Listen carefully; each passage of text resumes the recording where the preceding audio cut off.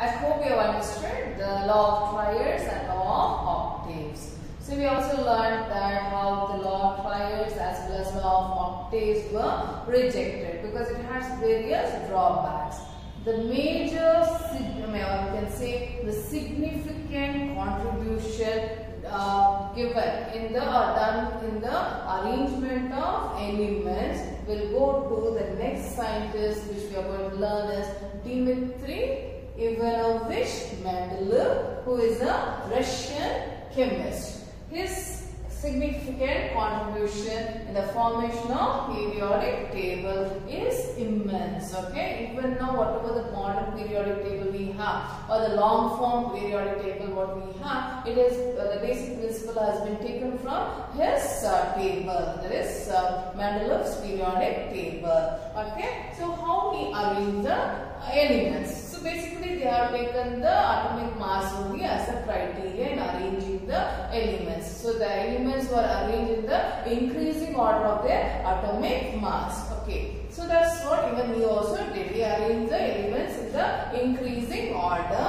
Okay, so he examined or he studied the relationship. Okay, we correlated the relationship between the atomic masses of the element and their physical and chemical properties. So he studied about it. He examined about it. Then he also considered the chemical properties. Among the chemical property, he concentrated on compounds that were formed by elements oxygen and hydrogen. So whatever the compounds that were formed, right? He concentrated on the compounds that were formed out of oxygen and hydrogen, because oxygen and hydrogen are highly reactive and they form several compounds. And these compounds were given the formulae. The formulae of the hydrides and oxide. What is this hydrides and oxide? When an element will react with hydrogen, right? So it will form the hydride. Okay. If it is element is reacting with oxygen, it will become oxide. The formulae of the hydrides and oxides were considered as a basic property for the classification of the elements. So this was one of the criteria for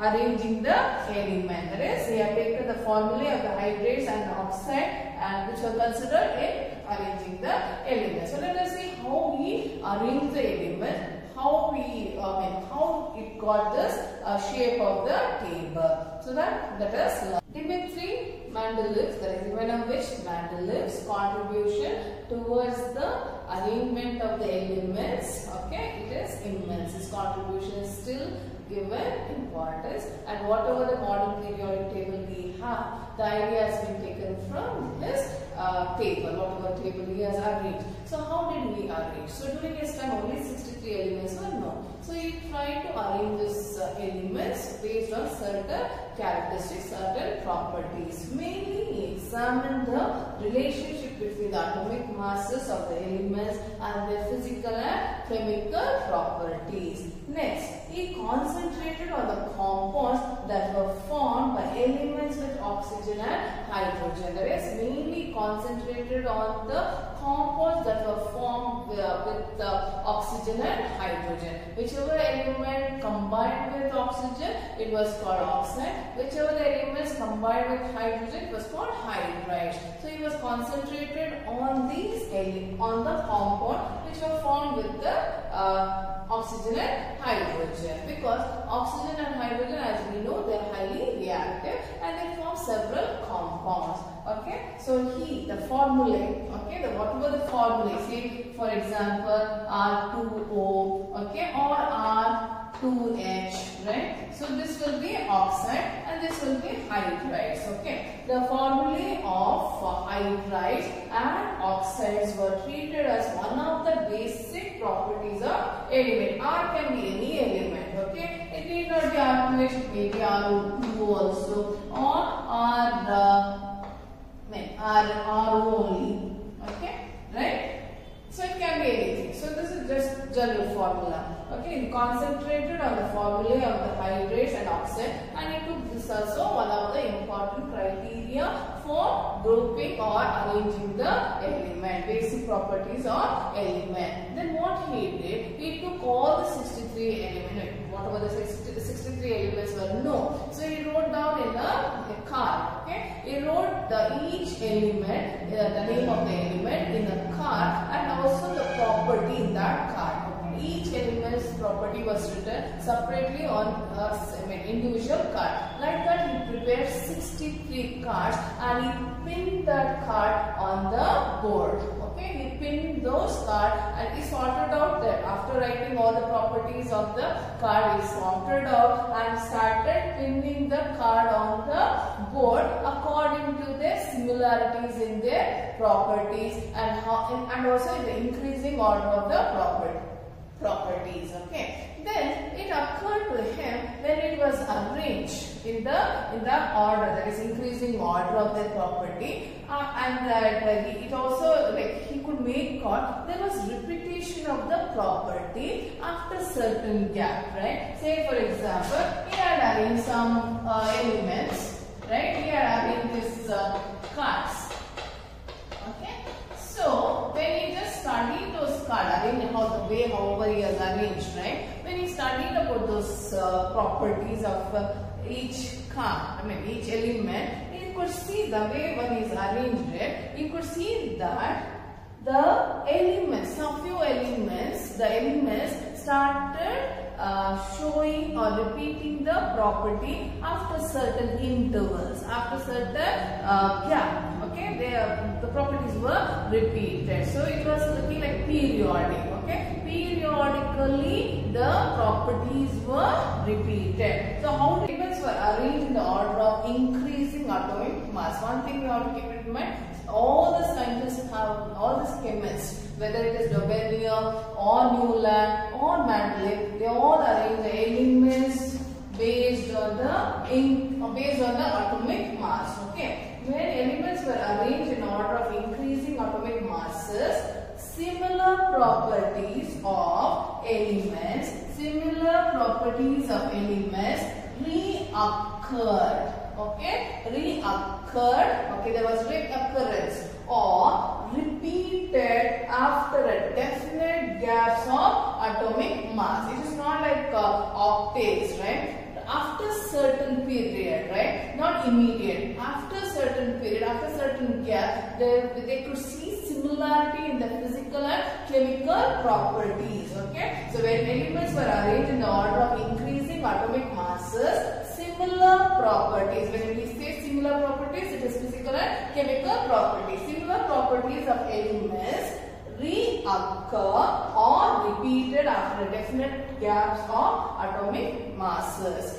Based on this, he formulated periodic law. Based on this, he formulated the periodic law, which we call it Mendeleev's periodic law. So what does it state?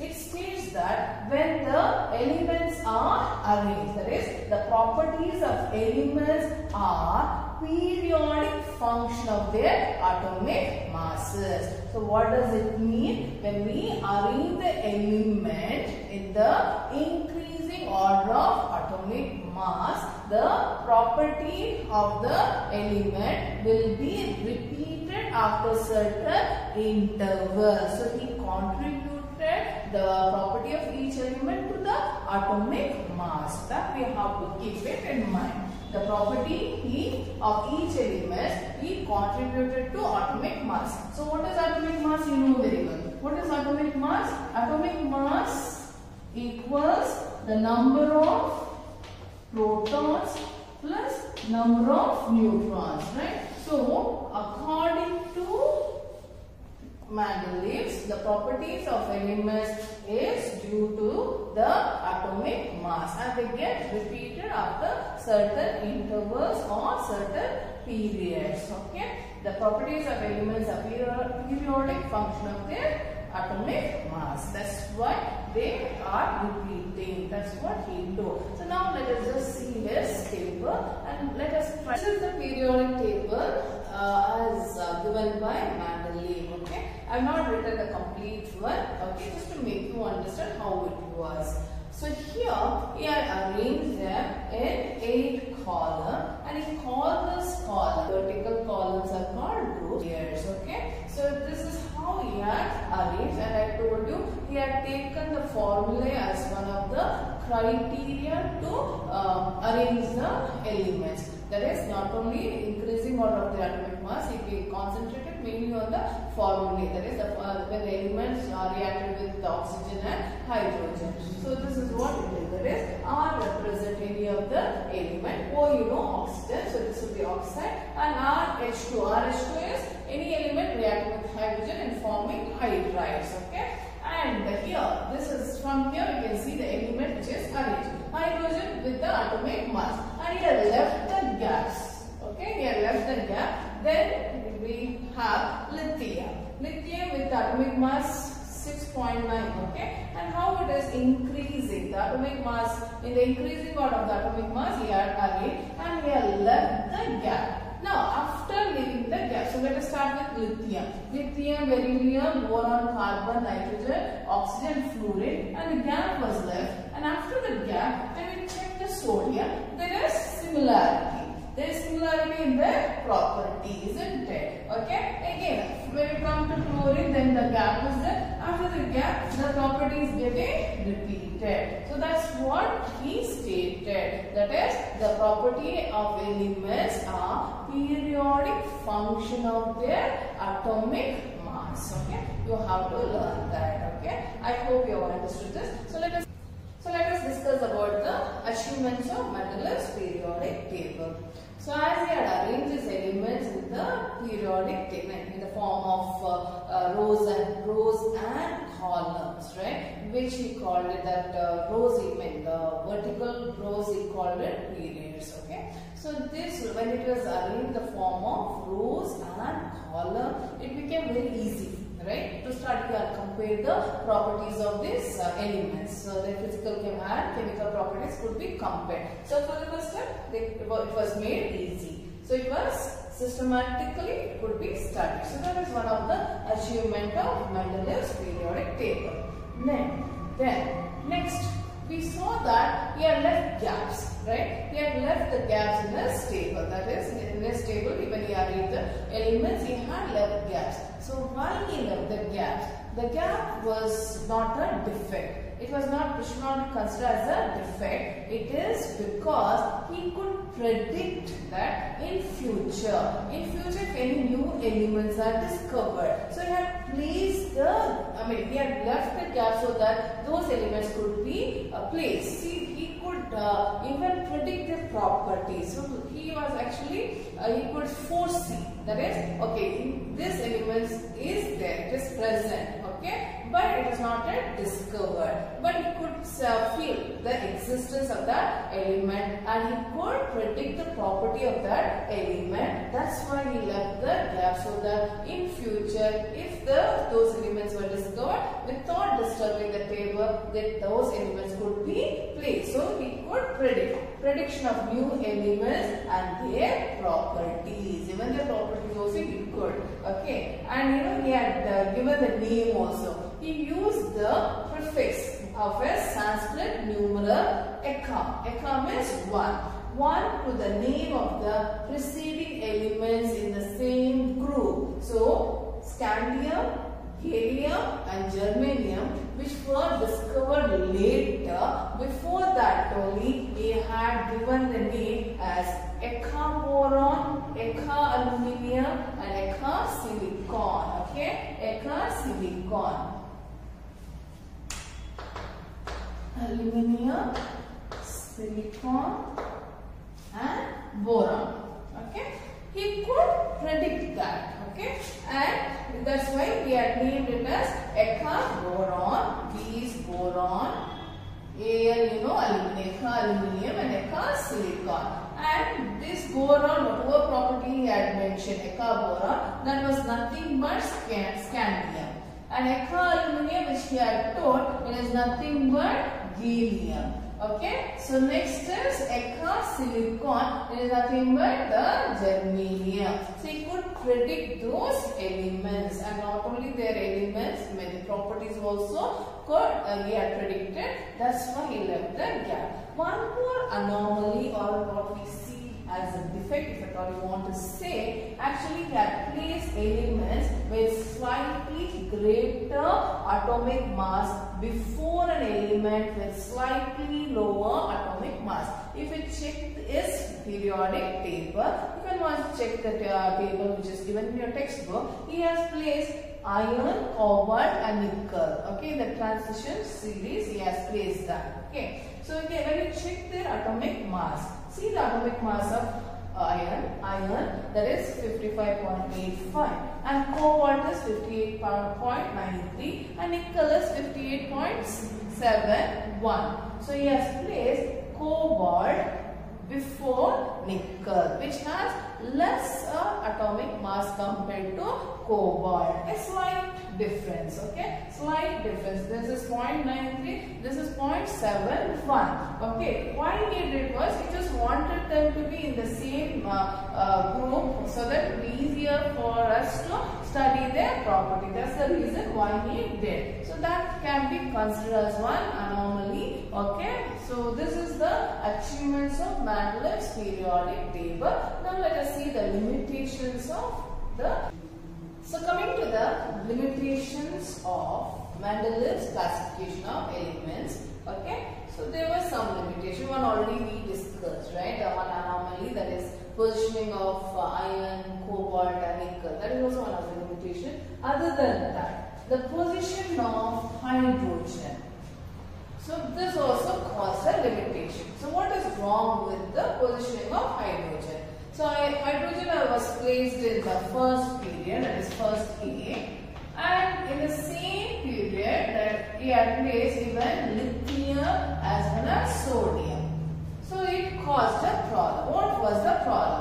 When we check the electronic configuration of hydrogen, it resembled the alkali metals. So when we check the what is that atomic when we check the electronic configuration, it resembled that of the electronic configuration resembled that of the alkali metals. You know very well, lithium and sodium showing only one valency. You know that, right? So then, and it also noted hydrogen like the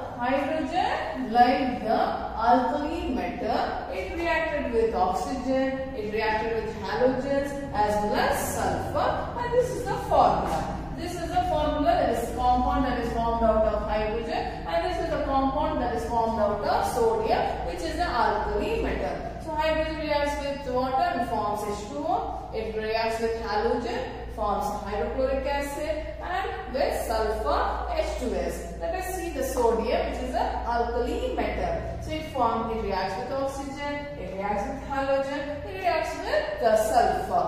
So the positioning of hydrogen was really posed a threat to Mendeleev's periodic table, because it was reacting like it was acting like a metal as well as non-metal. So that was one limitation here. You couldn't explain the positioning of hydrogen. Next, he left gap in the periodic table, predict like he told like maybe in future new elements will be discovered, so they can occupy those places, the gaps that were left. But atomic masses do not increase in a regular manner from one element to another element. It will not be in a regular manner, it will not increase. So how we can predict the how many elements will be there, right? So that that was also a limitation. That is, atomic masses do not increase in regular manner from one element to other. That is next element. It was not possible to predict how many elements could be discovered. So that is also they couldn't predict. Maybe how, like when we think about the heavy metals. When we think about the heavy metals or heavy elements are nothing but the elements, right? So they couldn't say. If only one element is discovered, okay, can give the place. We don't know how many elements will be discovered. So that also caused one more limitation. Then one more limitation was the position of isotope. Position of isotope. You know what is isotopes, right? Isotopes are Isotopes are the elements which have the same atomic number and different atomic mass. Say for example, chlorine which has 35 and chlorine which is 37. So when the isotopes were discovered, so they were thinking where to place the chlorine. That is chlorine 35, chlorine 37. Where to place? So the positioning of isotope also caused a threat to the Mendeleev's periodic table. So these were the limitations of Mendeleev's periodic table. I hope you have understood so much.